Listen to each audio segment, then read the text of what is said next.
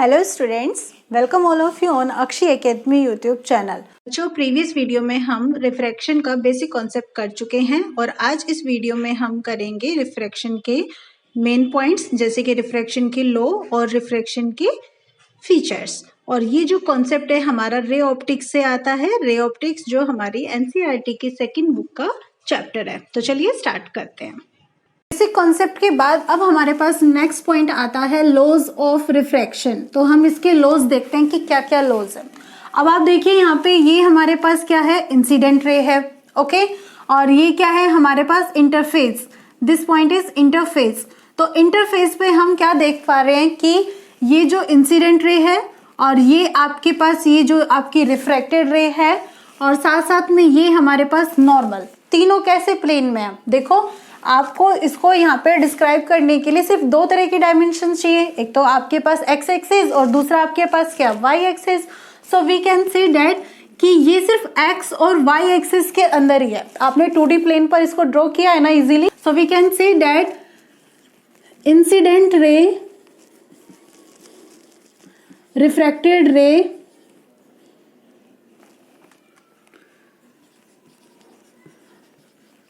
And normal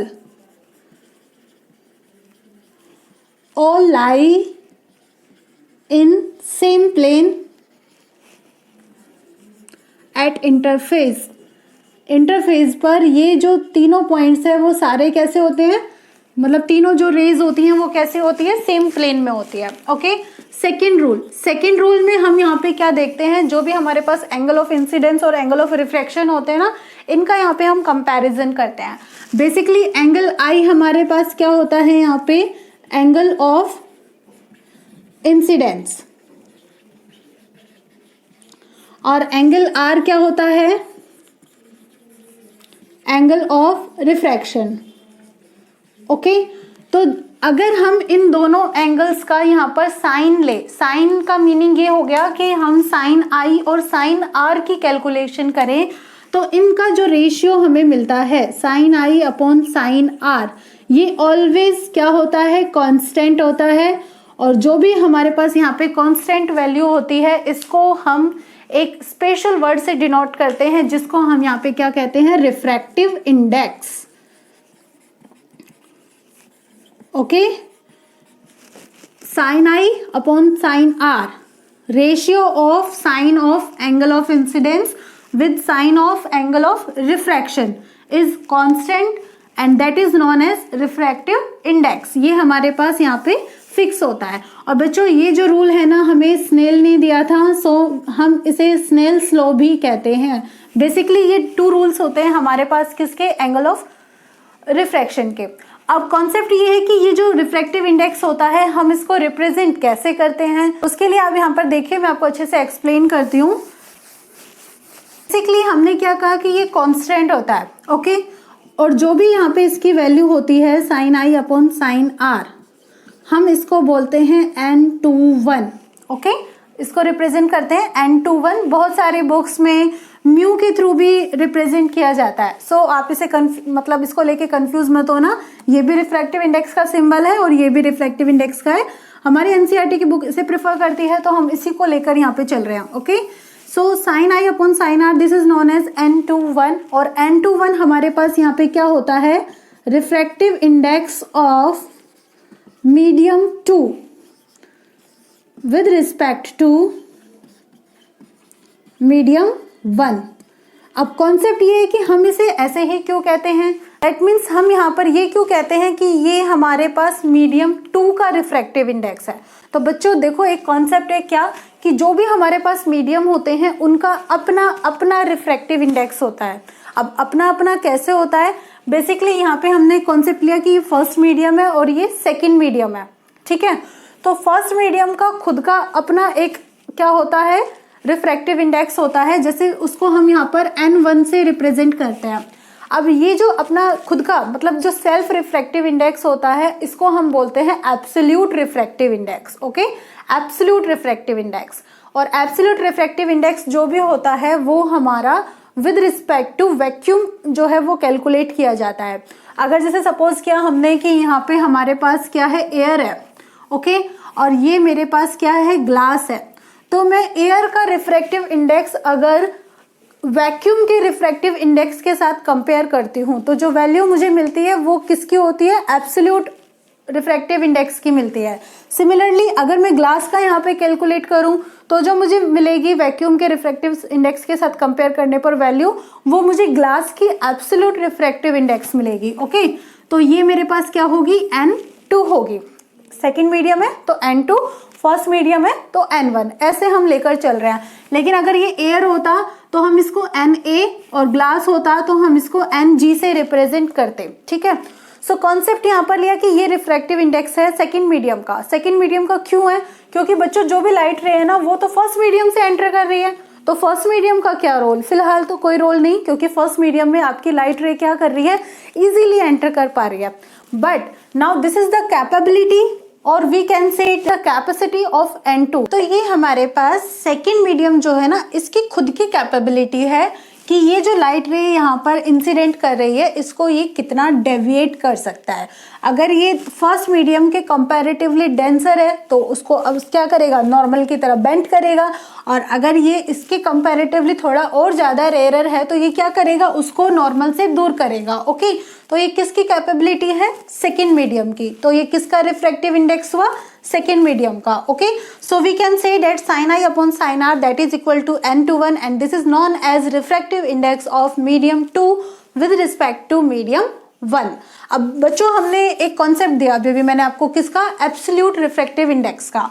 तो हम ये देखते हैं क्या कि जो भी हमारे पास sin I upon sin R होता है, ओके, इसको हम किसके थ्रू रिप्रेजेंट कर रहे हैं, N21। और ये जो हमारे पास होता है बेसिकली इन दोनों के एब्सोल्यूट रिफ्रैक्टिव इंडेक्स जो होता है ना, उनका भी रेशियो होता है। So it is also equal to N2 upon N1। आप ऐसे भी इसको डिनोट कर सकते हो। Okay, where we can mention that N1 is the absolute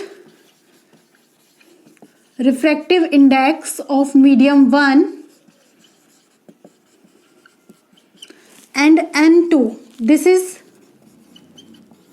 absolute refractive index of medium 2। Absolute refractive index, ध्यान है ना क्या बताया अभी मैंने, refractive index with respect to vacuum. जो भी हमारे पास वैक्यूम के रिस्पेक्ट में हम रिफ्रैक्टिव इंडेक्स लेते हैं that is absolute refractive index, और इनका जो रेशियो होगा वो हमारे पास क्या हो जाता है, रिफ्रैक्टिव इंडेक्स होता है। ये वाला जो रेशियो होता है N21 ये हमारे पास रिलेटिव होता है, रिलेटिव रिफ्रैक्टिव इंडेक्स, क्योंकि हम यहाँ पर दो जो रिफ्रैक्टिव इंडेक्स है उनका कंपैरिजन कर रहे हैं। और ये वाला जो होता है ये कैसा होता है, एब्सोल्यूट होता है। Okay, so this is our concept. आप एक बार इसको नोट कर लीजिए, उसके बाद मैं नेक्स्ट कॉन्सेप्ट जो है उसको यहाँ पे क्लियर करा देती हूँ। सो स्टूडेंट्स, हमने ये कॉन्सेप्ट पढ़ लिया है क्या कि sin I upon sin R this is equal to N21 and this is equal to N2 upon N1, और ये जो भी होता है हमारे पास कैसा होता है, कांस्टेंट होता है। ठीक है, तो अगर आपसे ये पूछा जाए कि भाई ये जो भी आपके पास रिफ्रैक्टिव इंडेक्स है ना, ये किस किस पर डिपेंड करता है, तो आप क्या बताएंगे, बताइए, चलो सोचिए, पॉज करके सोचिए। डिपेंडेंस ऑफ रिफ्रैक्टिव इंडेक्स किस किस पर डिपेंड करता है। अब देखो फर्स्ट पॉइंट क्या, जैसे कि मैंने थोड़ी देर पहले बताया था कि हर एक मीडियम का क्या होता है, अपना खुद का एक रिफ्रैक्टिव इंडेक्स होता है। जैसे कि फर्स्ट लिया था तो इसका N1 और इसका लिया था तो N2, तो इट मीन्स ये किस पर डिपेंड कर रहा है, मीडियम पर डिपेंड कर रहा है ना, और मीडियम का फिर क्या हो जाएगा, nature. So it depends on nature of medium, जो भी मीडियम है उसके नेचर पे डिपेंड करता है। क्लियर। सेकंड कॉन्सेप्ट अगर हम ले और पॉइंट देखिए, बेसिकली ये क्या होता है, sine I upon sine R जो होता है, यानी कि एंगल I का साइन और एंगल R का साइन और उसका रेशियो होता है। इट मीन्स क्या ये एंगल I और एंगल R पे डिपेंड करता है, नेवर। आपकी भाई लाइट रे किसी भी एंगल से इंसिडेंट करे, आपका बेसिकली जो एंगल I होगा उसके अकॉर्डिंग एंगल R की वैल्यू हो जाएगी। इट मीन्स ये आपके एंगल ऑफ इंसिडेंस पर डिपेंड नहीं करता, डज नॉट डिपेंड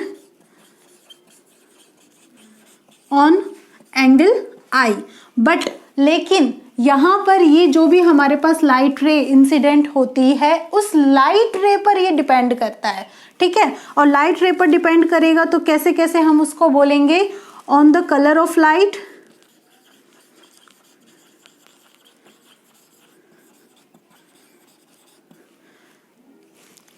और कलर के अकॉर्डिंग क्या होता है, वेवलेंथ भी होती है। So on wavelength of light,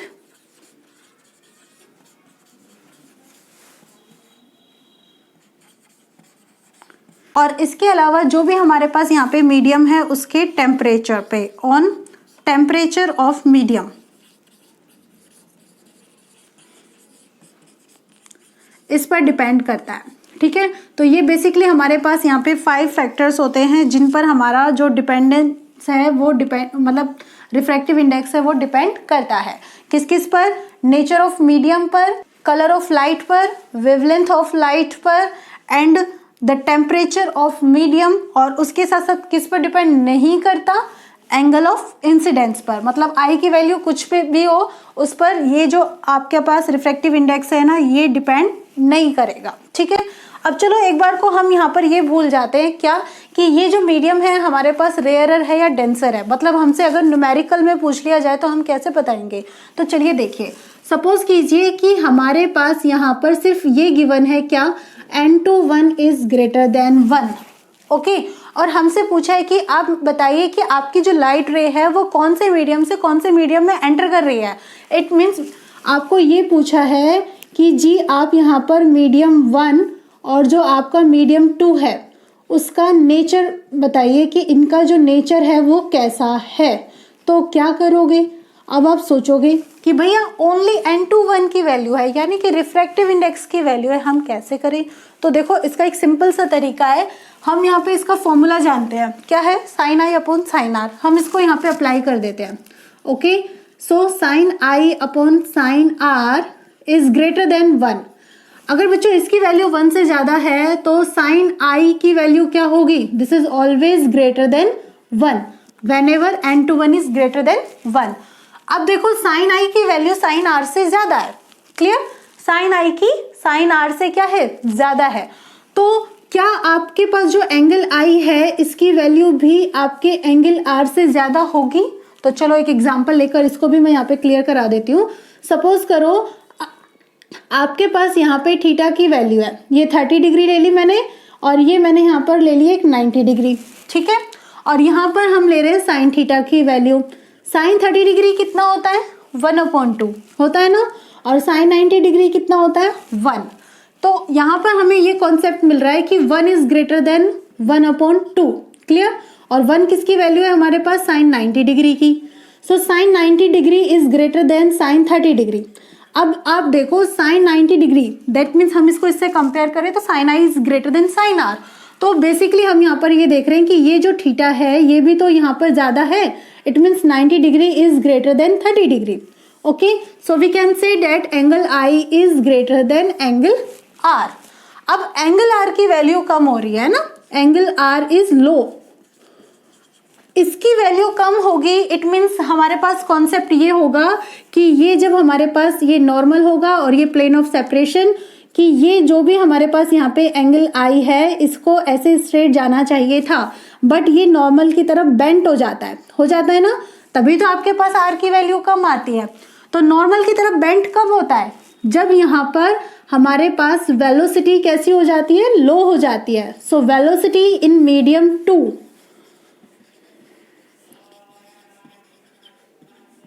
is low, और जब वेलोसिटी यहाँ पर लो हो जाती है तो कॉन्सेप्ट क्या हुआ भाई, फिर कॉन्सेप्ट ये हुआ कि it means it is denser medium. कौन सा, second medium is denser medium, और फर्स्ट मीडियम कैसा है, फिर यहाँ पे रेयर मीडियम है। तो आपने यहाँ पर बता दिया है क्या कि आपका मीडियम फर्स्ट का नेचर कैसा है, और मीडियम 2, मीडियम फर्स्ट आपका रेयर है और मीडियम 2 क्या है, इसके कंपैरेटिवली कैसा है, डेंसर है, ठीक है। कॉन्सेप्ट क्लियर हुआ, समझ में आया। चलिए अब हम रिवर्स करके देखते हैं। रिवर्स में अगर आपसे कहा जाए n/1 is lesser than 1, so simple सा कॉन्सेप्ट है भाई, अब तो हमें अच्छे से आ गया है। Sine I upon sine R is lesser than 1, so simple सा कॉन्सेप्ट है sine I is lesser than sine R. Finally angle I is lesser than angle R. और बच्चों यहाँ पर आप डेविएशन भी कैलकुलेट कर सकते हो। कैसे? यहाँ पे एंगल आई ज़्यादा है, so angle I minus angle R, और यहाँ पे आपके पास एंगल आई कम है और एंगल आर की वैल्यू क्या है? ज़्यादा है। सो एंगल आर आपके पास हाई है, तो वेलोसिटी क्या हो जाएगी इस मीडियम में?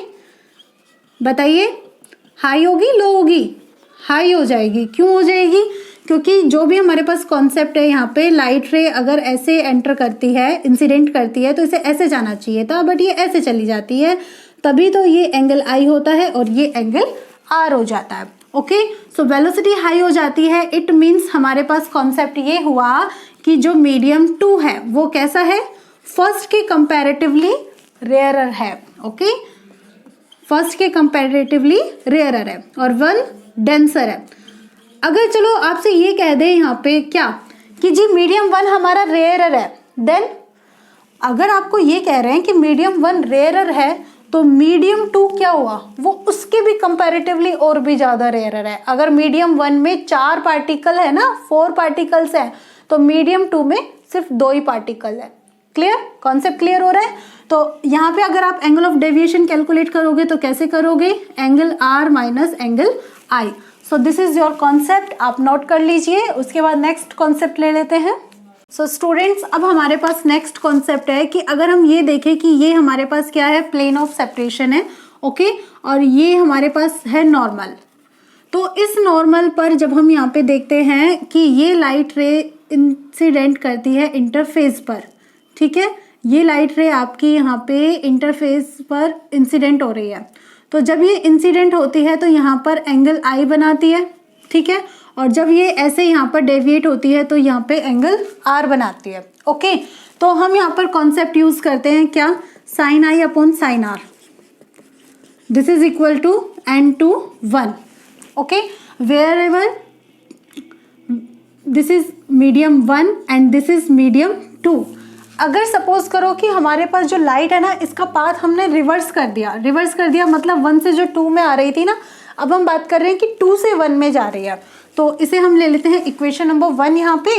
और नेक्स्ट हम यहाँ पे कह रहे हैं कि if path of light is reversed, ये नेक्स्ट कॉन्सेप्ट है। जितने भी हमारे पास कॉन्सेप्ट चल रहे हैं उन्हें आप पॉइंट वाइज जो है वो नोट कर लीजिएगा। Okay, if path of light is reversed, it means हम ये देख रहे हैं कि हमारी जो लाइट रे है अब यहाँ पर क्या करेगी?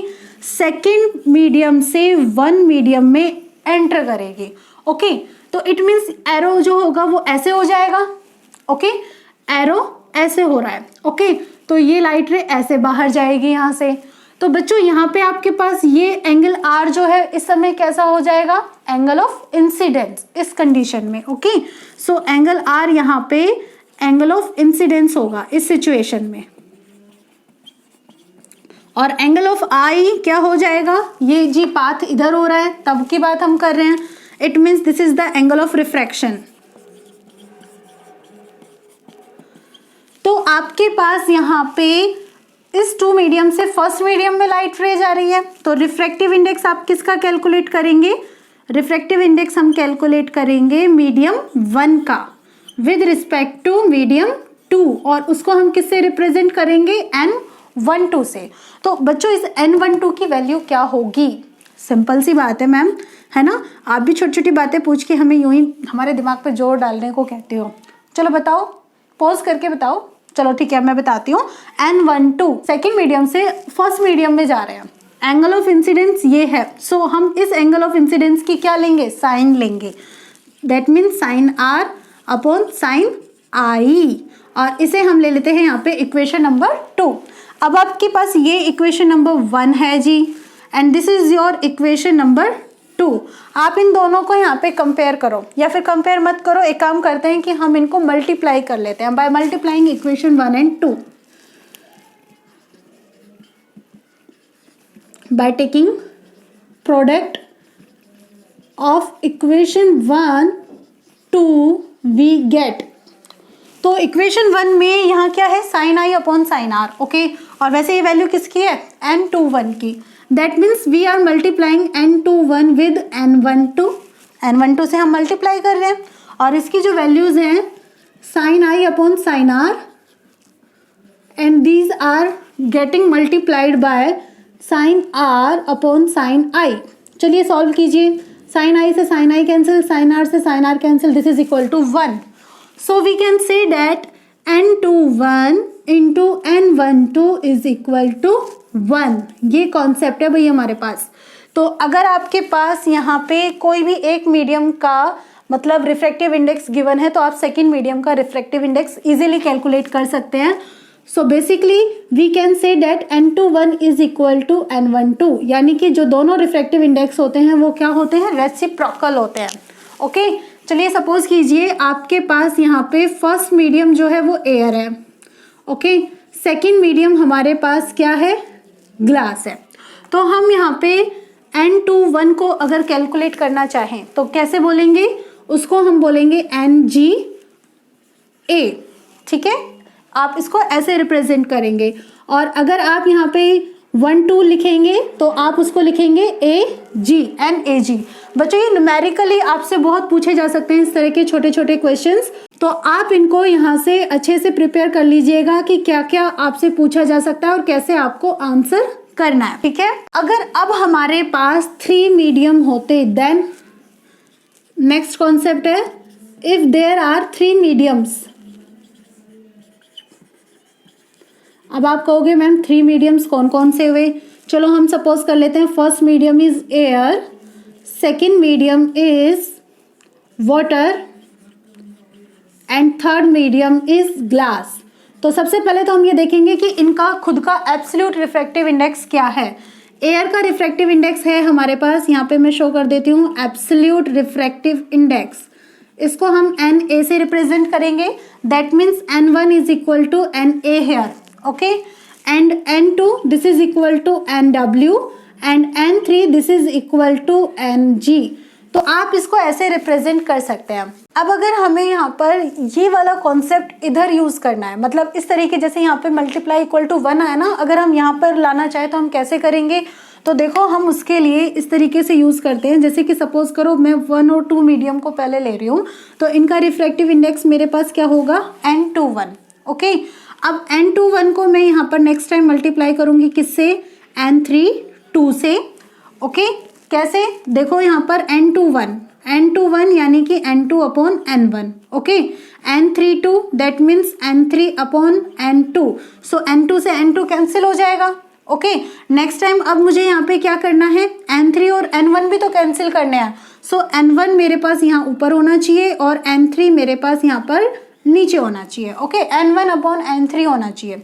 So it should be N13. Okay ये इस तरीके से मेरे पास यहाँ पे होगा. तो इन सब का अगर मैं यहाँ पे प्रोडक्ट करूँ मल्टीप्लाई करके, देखो N2 से N2 कैंसिल, N1 से N1 कैंसिल, N3 से N3 कैंसिल. तो इनकी वैल्यू हमारे पास क्या आ जाएगी, 1 आ जाएगी. देखो कुछ भी आपको रटने की लर्न करने की ज़रूरत नहीं है, बस कॉन्सेप्ट समझ में आ जाए सारा काम हमारा आसानी से हो जाएगा. ठीक है, तो आपके पास ये कॉन्सेप्ट आया. It means N21. So N2 that means water. We can write it water. First medium is air. Okay, NWA. N3 is glass and 2 is water into N13. 1 means air and 3 is glass. सबको multiply कर दो, 1 आना चाहिए. अगर आप यहाँ से आपके पास किन्हीं भी 2 की वैल्यू हो तो आप 3 की वैल्यू जो है जो थर्ड है उसकी वैल्यू कैलकुलेट कर सकते हैं. लाइक अगर जैसे यहाँ पे मैं कैलकुलेट करना चाहूँ क्या, N32, तो N32 मेरे पास क्या हो जाएगा, ये दोनों वैल्यूज यहाँ आ जाएंगी. That means 1 upon N21 into N13. Okay और वी नो डैट रेसिप्रोकल होते हैं हमारे पास रिफ्रैक्टिव इंडेक्स. अगर हम एक ही मीडियम मतलब 2 ही मीडियम में इंटरचेंज करते हैं तो ये जो 1 अपॉन N21 है इसको मैं N12 से डिनोट कर सकती हूँ क्योंकि N12 is equal to 1 upon N21. ये हमने यहाँ पे देखा ही अभी. Similarly I can write it N31. तो ये भी हमारे पास एक फॉर्मूला बन जाता है. मतलब हम इसे अपने तरीके से चेंज कर सकते हैं, जो भी हमें वैल्यू चाहिए हम उसके अकॉर्डिंग यहाँ पर कैलकुलेशन कर सकते हैं. ठीक है, आई होप ये कॉन्सेप्ट आपको समझ में आ रहा होगा अच्छे से, आप इसे नोट कर लीजिए। इसके बाद मैं नेक्स्ट कॉन्सेप्ट यहाँ पर लेती हूँ कि जो भी हमारे पास यहाँ पे रिफ्रैक्टिव इंडेक्स हैं उनका हमारे लाइट की जो वेलोसिटी है उससे क्या रिलेशन है, नोट कर लीजिए। तो बच्चों यहाँ पर हम कॉन्सेप्ट लेते हैं रिफ्रैक्टिव इंडेक्स और वेलोसिटी ऑफ लाइट के बीच में रिलेशनशिप का। तो आप यहाँ पे जानते हैं क्या, चलो मैं एक पॉइंट डिस्कस करती हूँ कि अगर आपको कहा जाए n/1 इज ग्रेटर देन 1 तो आपके दिमाग में क्या क्या चीजें आएंगी। एक तो वही आएगा जो अभी थोड़ी देर पहले हमने डिस्कस किया था, क्या कि sine i upon sine r is greater than 1। ठीक है, अगर इस कॉन्सेप्ट को यूज करते हैं तो हमें मिलता है कि angle I is greater than angle R, और एंगल R हमारे पास क्या हुआ, कम हो गया। कम हो गया इट मीन्स ये हमारा मीडियम कैसा हो गया है, डेंसर मीडियम हो गया है। ओके, और ये कैसा हो गया है, रेयरर मीडियम। डेंसर मीडियम में हमारे पास वेलोसिटी कैसी होती है, लो होती है, और यहाँ हमारे पास वेलोसिटी कैसी होती है, हाई होती है। ओके, तो इट मीन्स अगर हम यहाँ पे जो रेयरर मीडियम है उसकी वेलोसिटी को v1 से सपोज करें और इसको v2 ले, so we can say that v1 is greater than v2, ये हम कह सकते हैं ना। तो चलिए अब हम नेक्स्ट कॉन्सेप्ट और देख लेते हैं कि और क्या हमारे माइंड में आता है। n/1 is greater than 1, so we can say that n2 upon n1 is greater than 1। Clear, that means n2 is greater than n1। अगर हम इन दोनों कॉन्सेप्ट को एक साथ यहाँ पर यूज करें तो हम क्या क्या देखते हैं। देखो, हमारा कॉन्सेप्ट है कि n2 is greater than n1, यानी कि सेकंड मीडियम का रिफ्रैक्टिव इंडेक्स क्या है, ज्यादा है। Okay, this is greater.